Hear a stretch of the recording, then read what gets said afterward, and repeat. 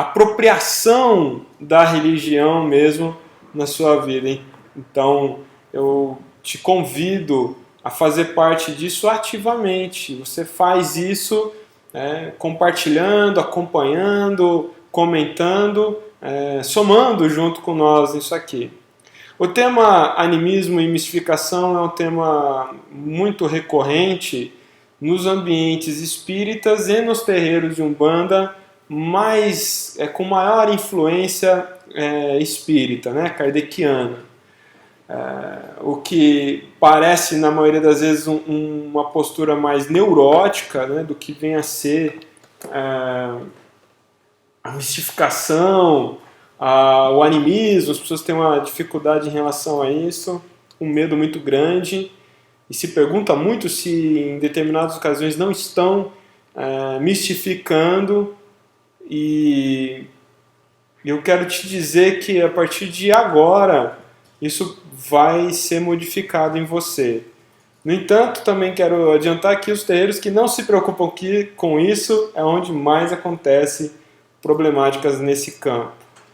Antes, eu quero contar uma história pessoal, uma experiência pessoal, e que ajuda a ilustrar muito bem isso daí. Eu comecei o meu desenvolvimento mediúnico entre 13 e 14 anos. Eu era um garoto como qualquer adolescente, problemático, um adolescente muito enérgico e muito confuso com a sua situação, a sua realidade, enfim, uma espécie de rebelde sem causa. E aí e ainda, né, muito naturalmente também, como é comum nesse período, com uma carência social, talvez, enfim, fui inserido na Umbanda, né? Como eu chego na Umbanda não é o assunto agora, mas o fato é que nesse contexto de muito novo, né, eu fui inserido, mas sem nenhum acompanhamento. A gente está falando daquela Umbanda popular, uma Umbanda que nada disso existia, que a gente tem hoje, não existia nem a internet, como a entendemos hoje, né? E o que existia de conhecimento, de estudo sobre a religião, era aqueles macumbinhas para o seu dia a dia, e algumas literaturas de segmentos muito rebuscados e que não construía, só confundia, complicava. E então a gente vivia nas escuras, né? Sendo orientado por aquele que não tinha o que orientar. Onde a Umbanda fluía de maneira empírica, de uma maneira, uma opinião, tudo era baseado numa opinião pessoal, não se tratava nem de uma convicção, ou mesmo de crença consolidada, tampouco, e jamais havia uma preocupação mesmo em fundamentação lógica, né, minimamente lógica, para aquilo que queria se explicar. Quando se tratava do porquê você é médium, por que você está desenvolvendo, o que está acontecendo no seu corpo, o que está acontecendo na sua cabeça, o que está acontecendo no seu espírito, o que acontece com você, quais são os dramas. Então, porque aí, por exemplo, como você resolve a problemática do drama ao estar incorporado, quando o médium ele incorpora, ele sente que incorporou, mas logo pouco ele já sente um vazio, e a hora que nivela a vibração ele parece que não está mais incorporado, e aí ele fica com aquele barulho da mistificação, do animismo, qualquer coisa parecida, ele fica em dúvida.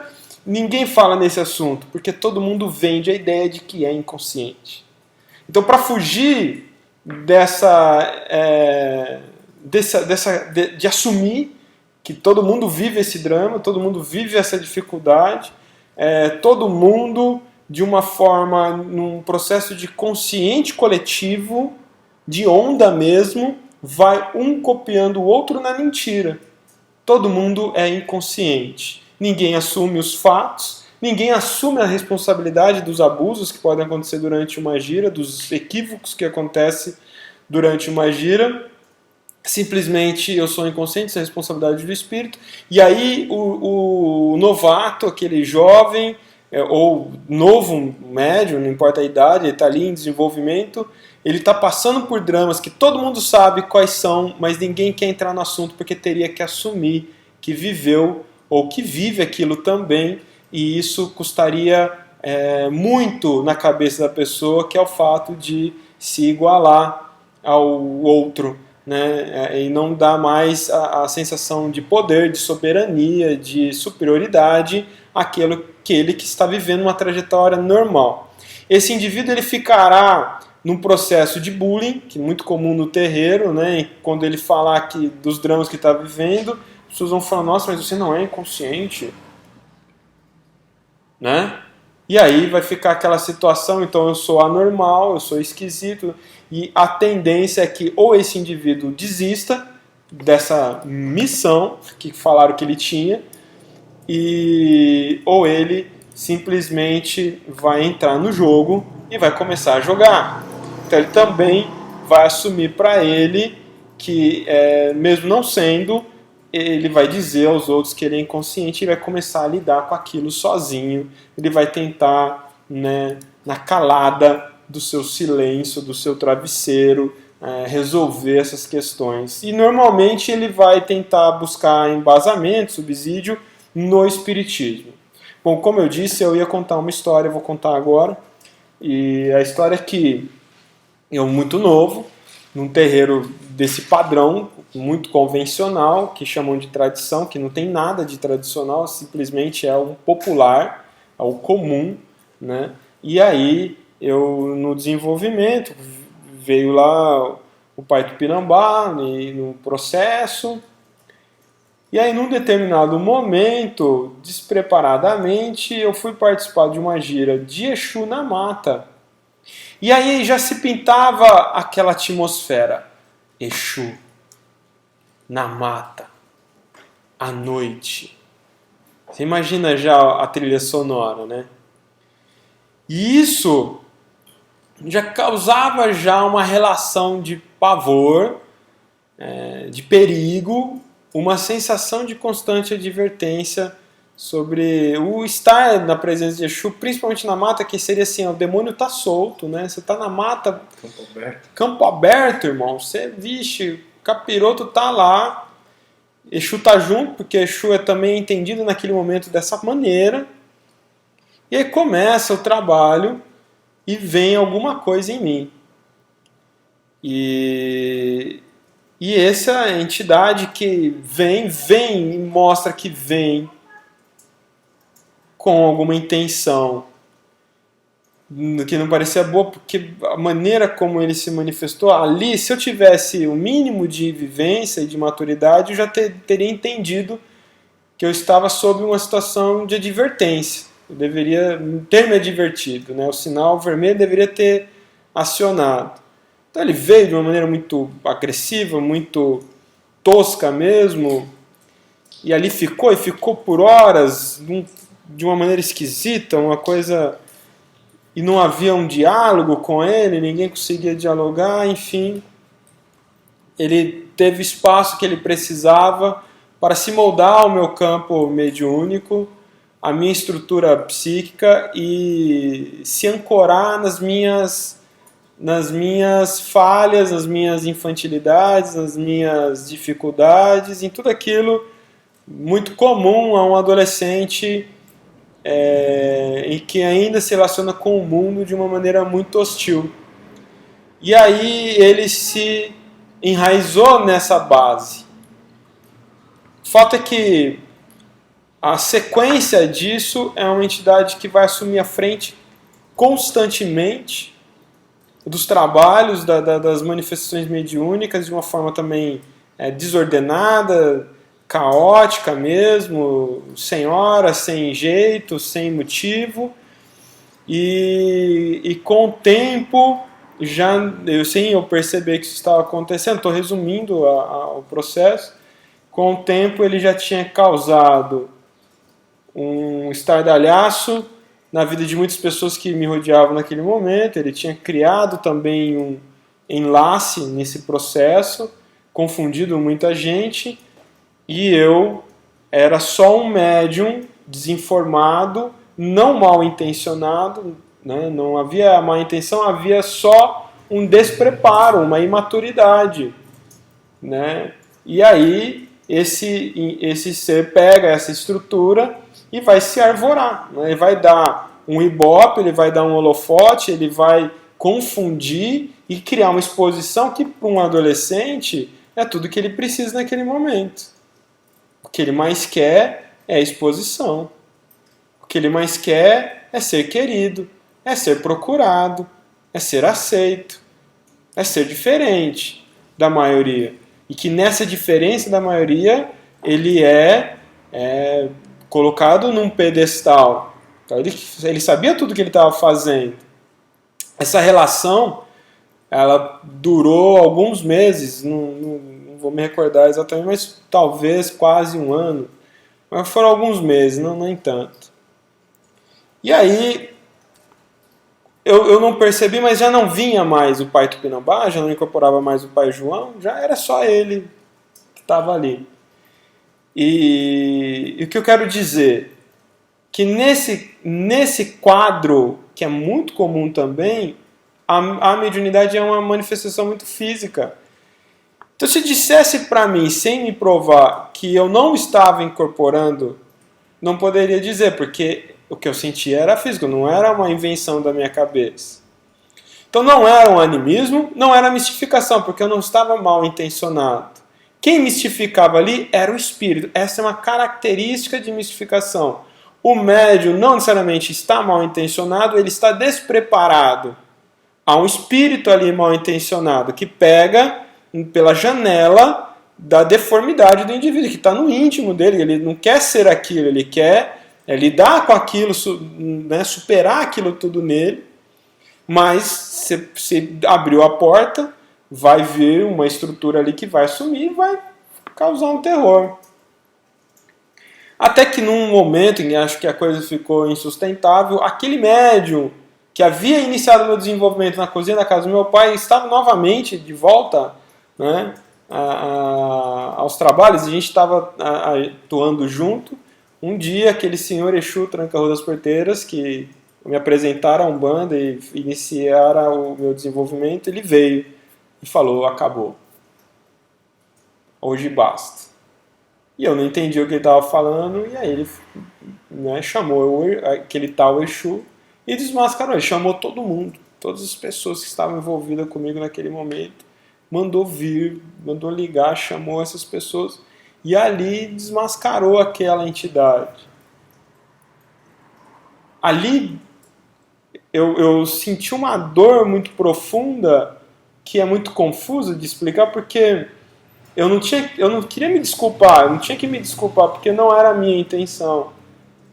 Mas a dor de ter sido desamparado, de não ter tido a oportunidade de ter até aquele momento uma história diferente e ter se enganado a partir da própria ilusão criada também e alimentada por esse ser, a gente está falando de algo muito complexo. E não é possessão também. Você simplesmente vai se relacionando. É uma má influência, uma má companhia. E então, eu sofri um impacto muito grande, que naquele momento, para mim, bastava qualquer relação com Exu. Eu não queria mais nenhuma relação com Exu. E, na verdade, eu, de alguma maneira, bloqueei a minha vivência mediúnica por algum período e eu fui estudar. Eu fiquei 2 anos imerso em estudos. Em muitos estudos. E fui buscar muito estudo no Espiritismo, inclusive. Enfim. E fui... Com isso, o tempo passa, você amadurece naturalmente, você cresce na dor, você se reorganiza e descobre tudo que você não quer para você, em se tratando daquilo. Por um tempo, carreguei uma culpa muito grande, uma dor muito grande de ter, de alguma maneira, sido veículo da frustração de pessoas que me eram muito queridas, que eu amava muito, que eu não queria que tivessem se sentido enganadas, talvez não por mim, mesmo por um espírito, e que a dor de ser frustrado na fé é algo de um crime hediondo. Demorou anos para eu reconstruir para aquelas pessoas uma outra ideia sobre mim e sobre a própria Umbanda. Algo que eu consegui. Talvez a gana, a motivação, quando comecei todo um trabalho de disseminação do conhecimento e fomentação disso, sempre o alvo tenha sido aquelas pessoas. Que muito tardiamente, muito depois de milhares de pessoas terem sido atingidas, eu fui ter elas de novo e enfim, superar tudo isso junto comigo também. E por que eu estou falando isso? Estou falando isso porque quando se trata do assunto mistificação, animismo, a gente tem um outro ponto, que são os perigos naturais do desenvolvimento mediúnico, talvez na hora errada. Tema esse que a gente desenvolve com muita profundidade no nosso estudo, mediunidade na Umbanda. E a gente está falando de uma característica, a gente está falando de uma coisa que é comum à Umbanda, que é o mediunismo de Umbanda. Eu não mistifiquei, não fui vítima do meu animismo, simplesmente estava lá numa gira, com gente irresponsável, que deixou um espírito que não era um Exu assumir a mediunidade de um garoto. Um Exu que não era Exu, um garoto que não sabia o que estava fazendo, simplesmente sentia que ali havia um espírito, mas não saberia discernir se é um Exu, não é um Exu, se é bom, não é bom. Não há experiência para saber discernir questões mais profundas de uma manifestação mediúnica. Tá legal isso? Vamos falar agora pontualmente do animismo após a nossa vinheta da Bienal. Nessa quinta-feira estarei no Rio de Janeiro. Quem é do Rio, meus irmãos cariocas, estaremos aí, eu e o irmão Alexandre Comino, na Bienal do livro Rio de Janeiro, nesse dia 7, nesse feriado, a partir das 18 horas, fazendo assinatura, e às 20 horas a nossa palestra ao público umbandista, que estará lá com o exemplar do livro Caridade, Amor e Perversão. Vamos lá? Já volto aqui, enquanto isso você compartilha. Coloca o...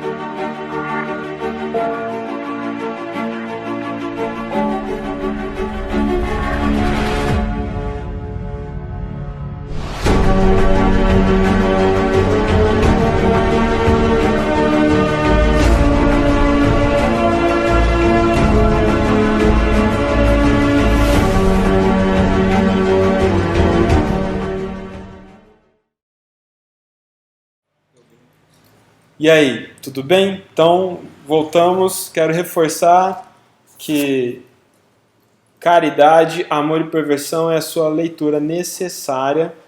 Já está esgotado na editora. Os exemplares ainda disponíveis é o que estará lá para atender a demanda da Bienal. E ainda você encontra alguns exemplares na terramística.com.br e lá tem uma promoção com frete fixo incluso. Então, se você quer garantir o seu exemplar dessa primeira tiragem, vai lá e adquira o seu exemplar. Aos irmãos do Rio de Janeiro, adquira diretamente no estande da Madras, na Bienal, e aproveita, participe da palestra comigo e com o Alexandre Comino. Bom, eu contei um pouco da minha história. Quem está chegando agora, seja bem-vindo. O nosso assunto aqui hoje é mediunidade, falando sobre animismo e mistificação. Anteriormente, eu contei um pouco da minha trajetória tenebrosa, num contato horroroso que eu tive com o espírito mistificador, e não eu, e que se passava por Exu e causou alguns problemas no meu desenvolvimento naquele período. O animismo, vamos entender o seguinte: dentro do meio espírita, o animismo é visto quase como uma mistificação, mas o animismo vem de anima, né, a mente, que é a estrutura que anima, né, a consciência, o corpo, o que somos. E o animismo, veja, é quando o indivíduo, numa manifestação mediúnica, ele se pronuncia. Ou seja, eu estou aqui incorporado e consciente. Semiconsciente não interessa, enfim, está lá. Em algum momento, eu passo à frente da entidade, me pronuncio. Seria animismo. O animismo puro é quando o indivíduo não está incorporado. Ele não está sob influência espiritual e ele tem tanta vontade, ele é muito bem intencionado, tem muita vontade de ser médium, de incorporar, de falar, de acontecer, de fazer. E movido por uma inspiração, ele fala como se fosse talvez uma manifestação, uma mensagem de uma entidade. Isso é muito comum em sessões características do espiritismo. Quando se senta em roda, se faz as preces, se concentra.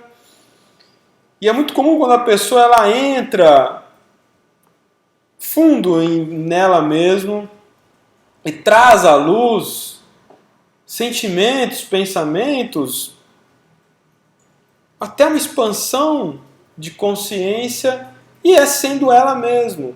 É que o problema é quando aquilo acontece fazendo crer que é uma inspiração, um acostamento espiritual, né, acontecendo ali. O fato é que existe uma neura muito grande quanto a isso.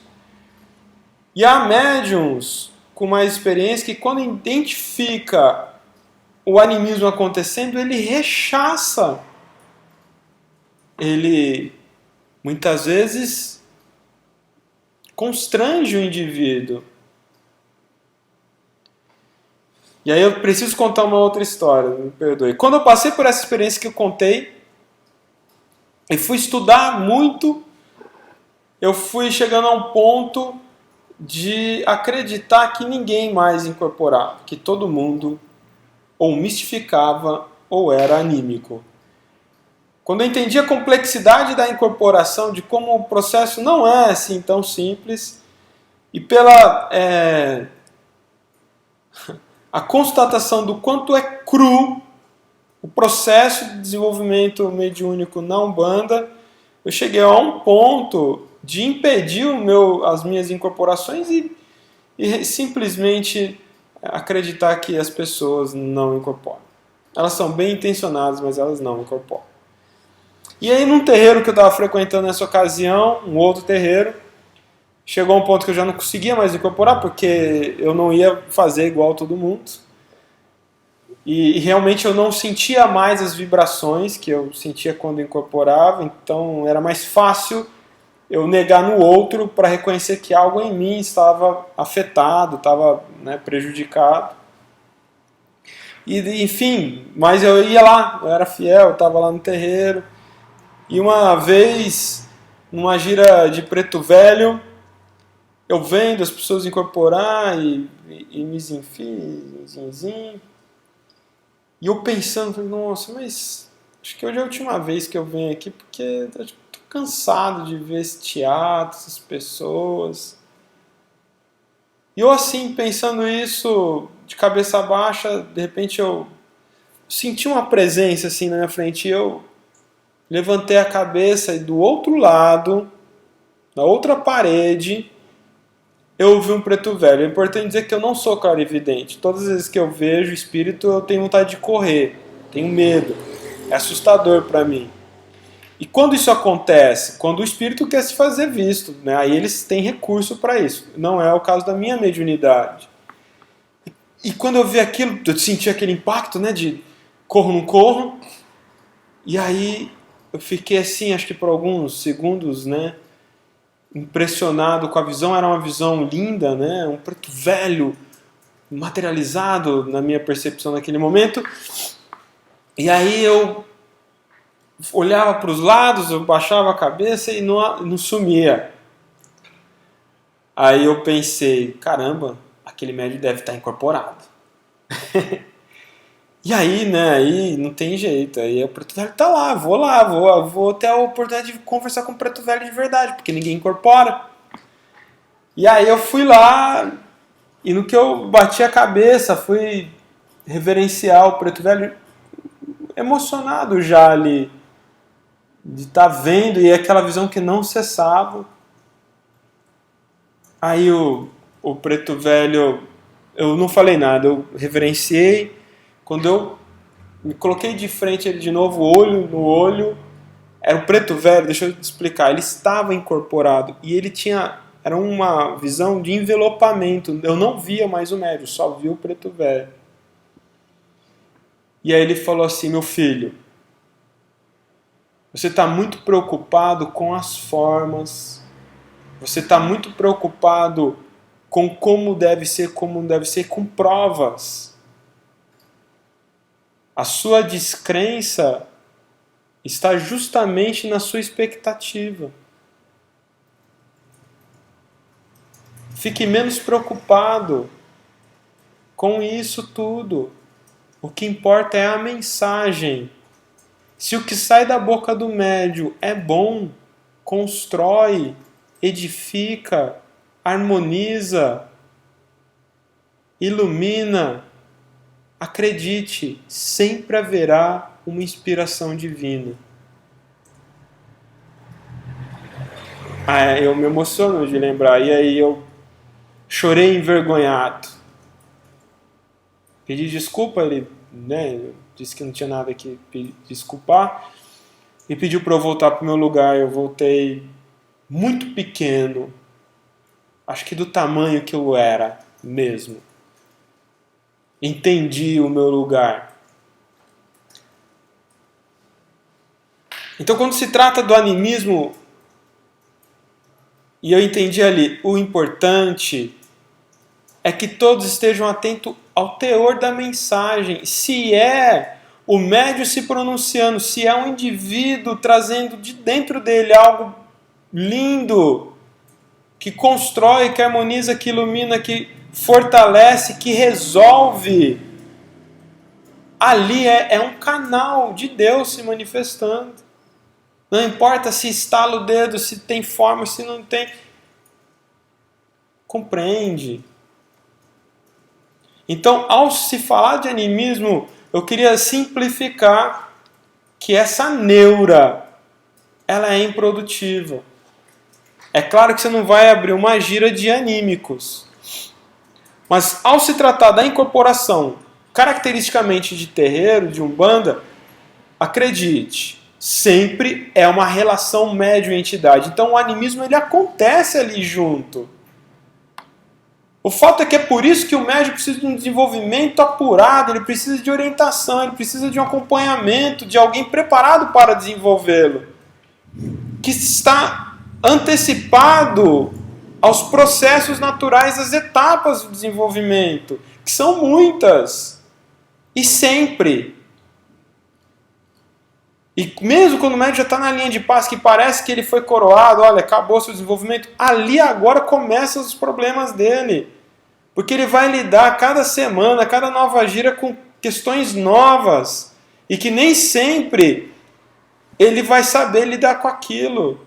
Nem sempre ele vai sair em paz com aquilo. Quem está à frente disso tem que estar à frente de tudo isso. Tem que conseguir discernir, resolver, orientar, estruturar o ambiente para isso. E deixar o médium calmo para ele ser o meio, para ele ser o manifestador, para ele ser o parceiro. O animismo só é animismo quando tem boa vontade. Que se tem boa vontade, tem Deus. Se tem amor, tem Deus, então veja como ficou confuso, como o animismo não é um problema.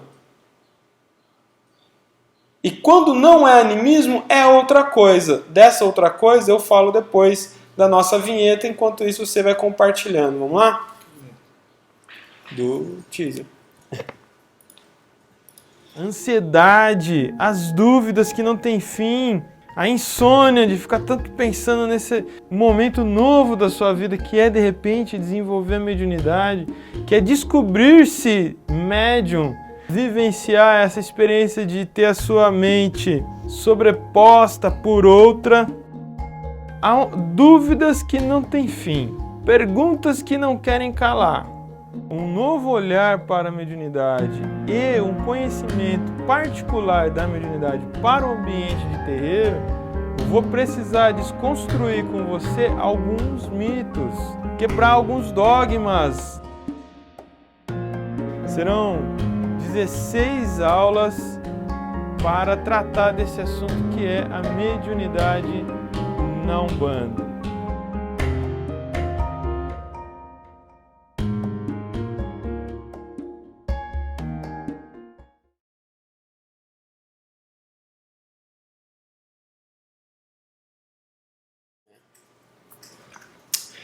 Voltando, você que está chegando agora, estamos falando sobre animismo e mistificação. Já contei um pouco de uma história minha com o espírito mistificador. Já falei de animismo e agora vou falar sobre mistificação e tentarei abrir por uns 10 minutos um diálogo com você que está nos assistindo e comentando. Quero dizer que está muito bacana os comentários, muito grato pelo carinho, pela participação e pelo incentivo de sempre de todos vocês que são o motivo de estarmos aqui. Veja, quando o animismo ele acontece, não é uma preocupação, porque ele é fruto da boa fé, da boa vontade, e haverá sempre uma inspiração. Aquilo que aconteceu comigo numa gira de Preto Velho me impactou profundamente e me acalmou, começou a me trazer de volta. E então, numa outra ocasião, próximo a essa, numa gira de Exu, de novo eu vi. Só que aí foi chocante. Eu estava numa gira de Exu e eu vi lá num canto, eu vi um Exu. Eu sabia que eu estava vendo o Exu. Apesar do médio todo com cartola, com capa, não sei o que, o Exu não tinha esses apetrechos. E eu vi o Exu em cima, né? Então estava o médio sentado, eu vi o Exu de pé atrás daquele médio e eu senti um desconforto no Exu. Sabe quando você vê a expressão dele não era boa? Ele não estava em paz ali. E eu olhei aquilo, né, depois do susto e tudo mais, ainda...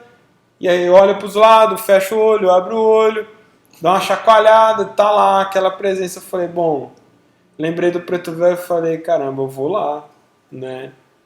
Que legal, tô vendo Exu, vou ter a chance de conversar com o Exu ali, muito Exu mesmo, né? E aí eu cheguei lá, cumprimentei o Exu, sentei na frente dele, tava já, né? Tava ali, muito eufórico, que agora eu ia conversar com o Exu, vendo o Exu, né? Por que eu tava tendo esse privilégio? Ainda me questionava, né? Nossa, que presente, porque eu não sou de ver espírito, né? Eu não sou desses, né? E aí eu sentei e começou aquele médium falar de mim e contar a história dele, da vida dele. Umas coisas que não tinha nem pé nem cabeça, nem sobre a minha pessoa, nem a história dele, que era rei, era não sei o que lá, aquelas histórias de sempre. E aí eu olhava para ele e olhava para o Exu. A diferença é que ele não estava envelopado igual aquele Preto Velho. Estava ali, eu vi o Exu ali, eu entendia já o mecanismo.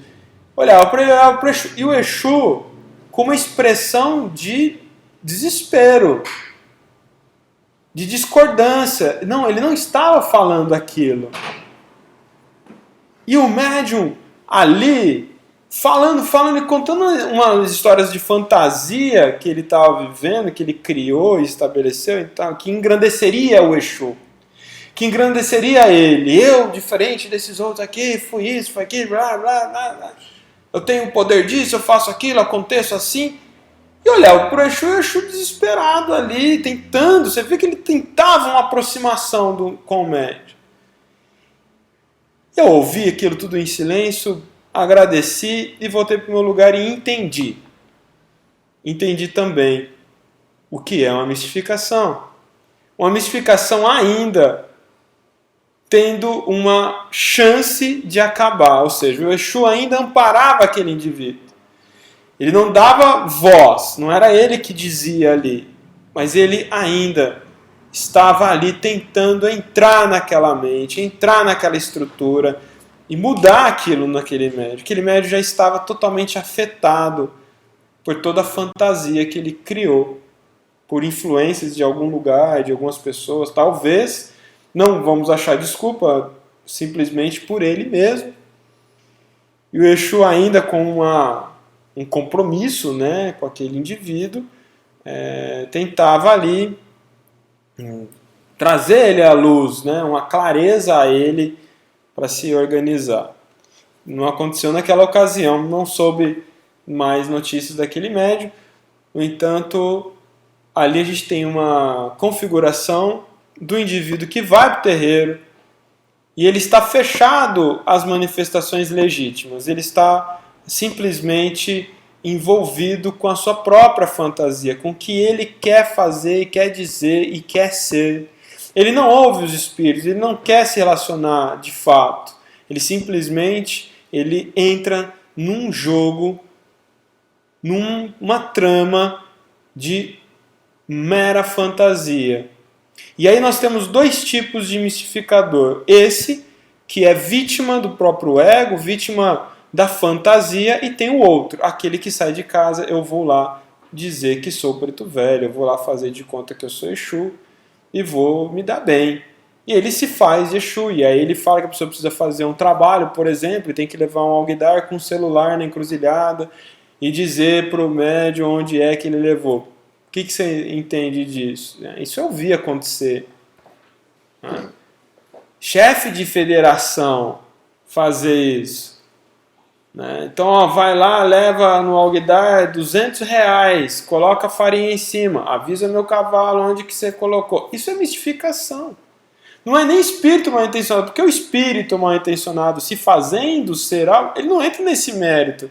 Ele vai em busca de saciar as necessidades dele, que não é R$200, não é um celular, né? É um bicho, é sangue, por exemplo, elementos para trazer subsídio de poder vibratório para ele, talvez sair de uma situação que ele está vivendo lá nas trevas. Se ele acha alguém, um camarada sacana, acha alguém que pode dar para ele, por exemplo, o ectoplasma animal sem pudor, ele pode mudar o quadro dele de mero escravo e virar um escravizador.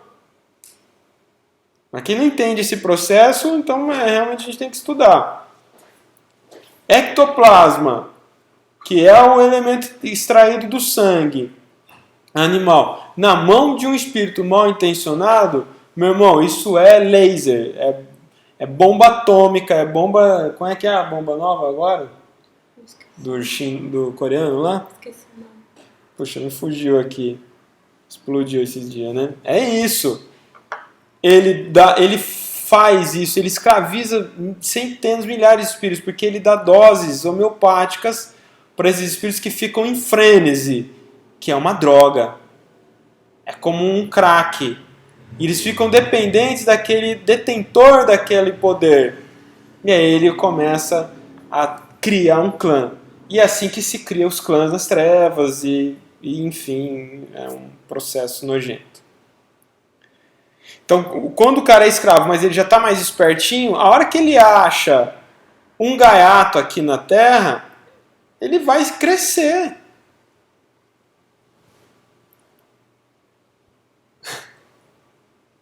A mistificação sempre será fruto da má intenção. Sempre será do mal intencionado. Não há espírito, não há suporte, não há embasamento. Não há espírito ali, tem a má intenção. Pode ter o espírito mistificador junto também, que é o espírito que se passa por, né? De ser isso, de ser aquilo, e não é. Mas normalmente, o que você está num terreiro organizado, estruturado, trunqueira firmada, altar firmado, alicerce espiritual tá ali, não entra esse espírito, ele não incorpora lá. Então, se aparece um mistificador no espírito legitimado, quem mistifica é o indivíduo. O espírito mistificador, ele vai entrar no ambiente que já é caótico. Começa da ponta até a outra ponta, do pai de santo até o filho mais novo. Então, a mistificação é sempre a má intenção. E você vê isso no diálogo, você vê no que sai da boca. Porque a boca fala do que o coração está cheio, não tem como fingir. Uma hora ou outra ele vai pedir algo. Nós estamos agora, nesse momento, você que assistiu até aqui, você vai ter a chance de baixar o e-book gratuito com uns textos bacanas sobre esses assuntos. Então o link está sendo colocado agora aqui na página. Vai lá, preenche o formulário. É isso mesmo, Natália? Tá, não é? Vai que não está ainda. Vai lá, baixa o seu e-book e não compartilhe ele. Se quiser que alguém mais tenha acesso a ele, compartilhe o link, faça para a pessoa ir lá preencher e participar dessa corrente de conhecimento. Então, a mistificação é isso. É o fazer de conta. Fazer que é onde normalmente há um objetivo escuso, sombrio por trás.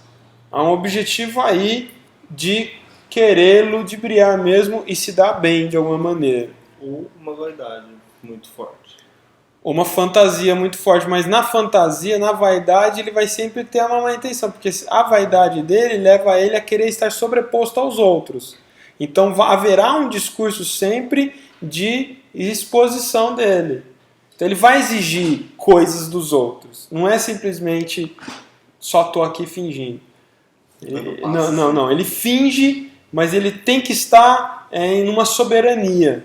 Né? Senão o ego não se alimenta. Né? A vaidade se alimenta desse tipo de coisa. Né? Tá bem? Então vamos lá para as perguntas. Já está ali o link. Baixe o seu e-book depois que acabar, porque vai estar aí. Não precisa perder aqui a minha exposição. Vamos ver, tem pergunta, minha gente? Tem um link aí também para a Bienal, para quem quiser informação, colocar o nome na lista para participar da palestra, que basta ter o seu exemplar, que você pode já adquirir ou adquirir lá no dia, mas tem que entrar na lista. Tem alguma coisa aí, Natália? Bomba de hidrogênio, o João Paulo falou. É isso aí, obrigado, João. Parceirão, irmãozão. Conhecimento é liberdade, obrigada. Bomba de hidrogênio, tá bom, gente? Saraval para Rodrigo, podemos dizer que este é uma forma de aproximação, a tentativa do Exu, e que nós, por falta de reforma íntima, bloqueamos esse tipo de contato, naquele caso, né? É isso mesmo. Vamos lá, não tem nada, né? Bom dia, fui desenvolvida na Umbanda há 40 anos atrás, depois de algumas frustrações com algumas casas, migrei para o kardecismo. Hoje voltei para a Umbanda e estou reiniciando todo este processo, mas tenho muita dúvida. Como trabalhar isso? Roseli? Isso. Roseli, como trabalhar as dúvidas é estudando. É o que eu disse no início aqui, não há outro caminho. Você se ilumina, você põe luz na sua consciência, resolve um monte de questão aí dentro, tendo base, criando um alicerce sólido de entendimento. Você precisa estar segura do que você faz, do que você acredita, com o que você se envolve. Eu não posso dizer outra coisa. Eu particularmente, só adquiri isso com o estudo, com conhecimento, na fonte, com alicerce. Porque é o seguinte, a gente está vivendo um momento que tem estudo para todo lado, né? Digitar estudos online de Umbanda, nossa, parece um monte de coisa. Se escrever Umbanda no Google, você precisa ter critério do que você está buscando, onde você está buscando, o que é que tem credibilidade, tem caminho, tem história. Tá bem? É isso que eu posso te dizer. Eveline, como o pai de santo deve tratar o mistificador? Já vi alguns serem meio que ridicularizados e também não acho certo. A Evelyn coloca uma situação, olha, o constrangimento nunca é caminho. Constrangimento jamais é um acerto. Quando um sacerdote identifica um mistificador, ou qualquer excesso no médium, é o dever dele como líder, como educador espiritual, orientador, ser isso, né? Chamar num canto, né? Numa reunião particular e expor o que ele identifica, porque ali pode acontecer do indivíduo não aceitar. E aí é hora dele ser convidado a se retirar também. É isso. Então, o caminho é sempre o zelo e a orientação, não há outro, né? Aqui, Alexandre. Pai, no animismo o médium pode estar apenas irradiado pela entidade? No animismo, num animismo 100%, vamos dizer assim, né, que ele está lá, está muito inspirado e começa a falar.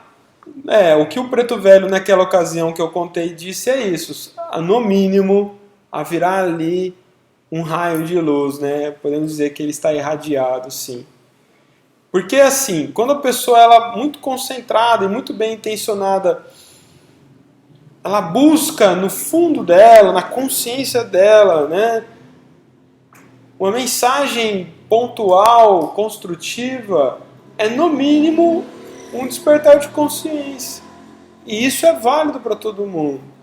E ao invés de ficar, é isso que o Preto Velho dizia, ao invés de ficar preocupado quem é que está ali, se é que está aí, como está, onde que está, ouça, sinta, te tocou, leve para casa. É isso. Falou bobagem? Aí é outra conversa. Tá falando bobagem? Tá querendo falar bobeira? Então é outro assunto. É isso. Isso é fundamental. Marcelo Duarte. É fundamental um centro ter trunqueira, altar e demais fundamentos, porque foi um centro muito bom. Trabalho dos mais sérios, sem nada disso, só tabaques e os médios, claro. É fundamental seguir as orientações da entidade que se responsabiliza, né? É isso. Alguma coisa ali tem que assegura os trabalhos e que tem uma entidade responsável. Você se sente bem, está em paz, está feliz. Cada vez que você sai melhor, o terreiro está funcionando. Então não há certo e errado em como deve ser estruturado o terreiro. A gente tem um modelo, né? Existem alguns modelos, eu oriento um tipo de modelo, no entanto, quem vai assumir a bronca é a entidade que dá o nome, né? Que baixa lá e fala, eu sou o chefe dessa bagaça toda aqui, né?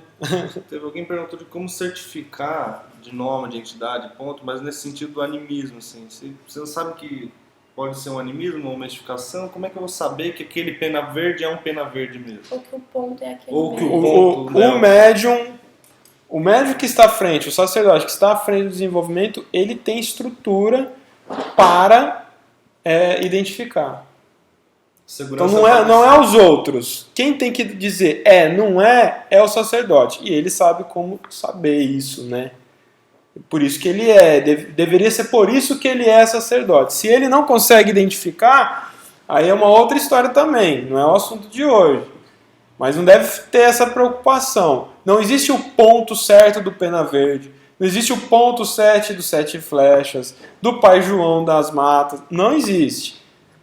O que existe ali é uma identificação em outra dimensão, em que o sacerdote ele olha para o ponto, ele sente a entidade e ele sabe. É isso. Não é algo sistêmico, que eu posso dizer, é assim que vai ser. Isso é bobeira, e por isso fazia antigamente, né, virava de costa o guia, tinha que descobrir onde estava a moeda. Né, e funcionava, porque o espírito não está ali no corpo, ele está vendo, né?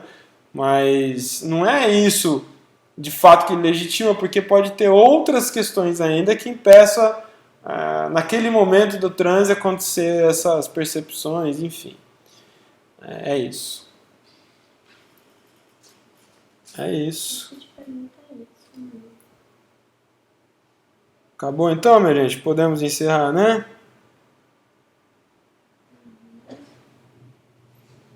Animismo 100% muda a voz do médium e a psicofonia? Não vai mudar nada normalmente, né? Porque é ele ali, né? Gente, eu sou médium em desenvolvimento e ainda não incorporei. E não sei direito o que fazer lá. Sinto a vibração e tal mais. Não como vai ser quando um guia vir. Não sei se eu ali ou outro espírito no meu lugar. Entrei no ano passado na Umbanda. Vitor, 2 dicas importantes. 3. Primeiro, fique calmo. Não tem que ter pressa. Por que você está com pressa? Segundo, confie no seu sacerdote. Esse é o preceito máximo. Confie. Se não confie, sai. Terceiro, estude. Estude. Ponto. É isso. Alessandra Moro. Pai, no caso de nome das entidades, é correto o pai de santo... Essa Alessandra Moro, ela não é aluna minha aqui? É correto o pai de santo falar, por exemplo, acabei de receber um Exu, é o pai ou a entidade do pai dizer o nome do Exu, sem que o mesmo se apresente? Alguns lugares existe essa prática do pai de santo batizar as entidades, dar um nome para elas, né? Essa entidade tá aí. Normalmente foi uns nomes muito engraçados aí, né? Caboclo rolando escada abaixo, uma coisa assim. Mas não deve acontecer, né? Não é interessante. Às vezes, o sacerdote, para ajudar o médium, ele pode dizer de uma entidade ou outra, entidade chave naquele processo de desenvolvimento. E que normalmente se confirma, o médium sente mesmo que é aquilo quando ele incorpora e tal, ok. Mas normalmente o ideal é não influenciar dessa forma, é deixar que o médium, na hora certa, na intimidade com a entidade, ele assimile quais são os nomes e tudo mais. Deu, né? 30 segundos, gente. Da Priscila. Priscila Grídio. Procurar ter conhecimento fora do terreiro que frequento pode confrontar com a filosofia da casa? Pode. E vai. Agora, o que a casa está te oferecendo? Essa é a questão. Se a casa te oferece sistematicamente estudos, orientações, etc., e você está satisfeito, é aí o seu lugar. Agora, se não há, você tem que se sentir livre para buscar e saber equalizar o que é um caminho de pensamento, o que é a casa, e isso em algum momento você vai ter que manter o equilíbrio ou seguir um caminho. Eu preciso ser honesto quanto a isso. Não dá para você entender, por exemplo, algumas questões básicas de comportamento mediúnico, e aí chega no terreiro e o que você vê lá é o avesso do avesso. Então, quando aquilo já sair da normalidade, aquilo começa a ficar bizarro para você, você sabe que você tem fundamento em ver aquilo como algo bizarro, você não tem outra alternativa a não se sentir confrontado. É isso. Tá bom, minha gente? Mais um ao vivo, mais um assunto sobre mediunidade. Amanhã, nosso último ao vivo sobre essa série de mediunidade, onde nós vamos falar sobre o que não é a mediunidade. E para falar o que não é a mediunidade é muita coisa. Posso contar com você aqui?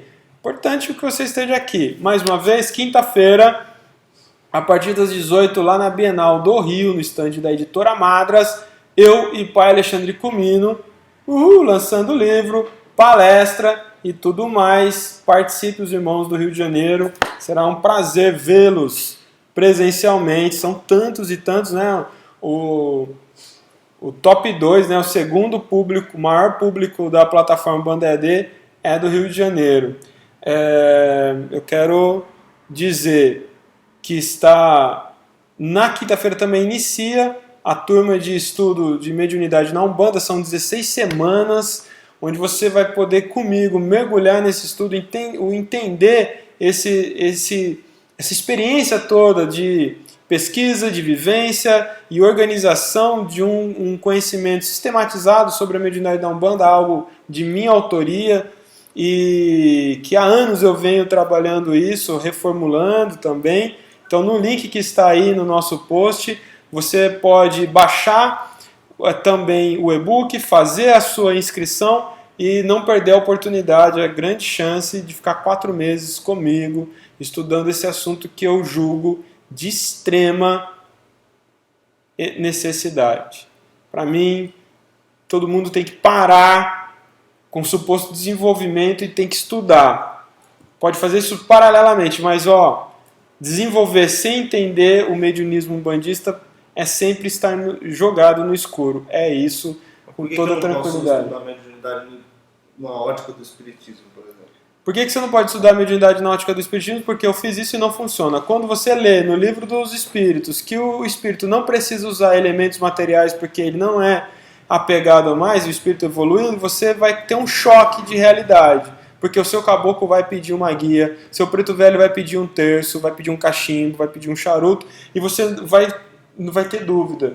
E se não te explicarem com fundamento por que no mediunismo de Umbanda, no exercício da mediunidade, no ambiente de terreiro, você precisa de elementos, porque a Umbanda tem um campo de atuação que é mágico-religioso, e que o fato das entidades usar os elementos é todo um processo energético e não de apego, não de vício, você precisa saber isso na ponta da língua. Né? Kardec não era umbandista, ele não entende a realidade da Umbanda, não existia Umbanda, então Kardec não poderia dizer nada sobre isso. A incorporação da Umbanda é típica da Umbanda, não acontece em outros ambientes religiosos. Como é a incorporação na Umbanda, como é o desenvolvimento mediúnico na Umbanda, é um sistema muito próprio, não acontece em outros ambientes, você precisa entender isso. E por que isso, por que aquilo, porque tantas dúvidas, tantas coisas acontecem. É isso. Mas eu vou estudar mediunidade com você pelo computador, vai dar certo mesmo. Você vai estudar mediunidade comigo pelo computador, eu não vou te desenvolver. Eu vou te dar subsídio, vou te dar alicerce de conhecimento. Você vai continuar desenvolvendo o terreiro que você está.